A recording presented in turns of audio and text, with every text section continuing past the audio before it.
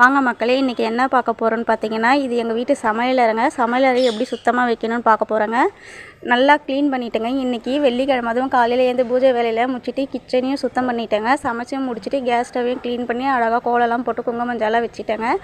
இப்போ நான் தோசை ஊற்றி முடிச்சிட்டேங்க. ஊற்றி முடிச்சதுக்கப்புறமா கேஸ் ஸ்டவ்வை நம்ம ஓப்பனாக வைக்கக்கூடாது. கேஸ் ஸ்டவ் மேலே ஏதாவது மூடி போட்டு தாங்க வைக்கணும். ஓப்பனாக வச்சா அதில் பூதம் பூந்துடும்னு ஒரு பழமொழி சொல்லுவாங்க. அது வீட்டுக்கும் நல்லதில்லை, நமக்கும் நல்லதில்லை.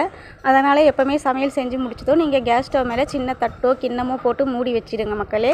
பாருங்கள், இதுதாங்க எங்கள் வீட்டு கிச்சன். நீட்டாக இருக்குது பாருங்கள், சுத்தம் பண்ணி வச்சுருக்கேன். இதே மாதிரி எப்போவுமே கிச்சனை சுத்தமாக வைங்க. கிச்சன் சுத்தமாக இருந்தால் நம்ம வீட்டில் மகாலட்சுமி கண்டிப்பாக குடியிருப்பாங்க. நம்ம வீட்டில் செல்வத்துக்கும் தானியத்துக்கும் எந்த குறையும் வராதுங்க. கண்டிப்பாக நீங்களே இதே மாதிரி செஞ்சு பாருங்கள். இதெல்லாம் சொல்லணும்னு தோணுச்சுங்க, அதனால தாங்க சொல்லியிருக்கேன். நீங்கள் கண்டிப்பாக செஞ்சு பாருங்கள், உங்களுக்கே இதோட நன்மைலாம் தெரியும். இந்த வீடியோ உங்களுக்கு பிடிச்சிருந்துச்சுன்னா கட்டூசி விருப்பம் சேனலை லைக் பண்ணுங்கள், சப்ஸ்கிரைப் பண்ணுங்கள். தேங்க்யூ.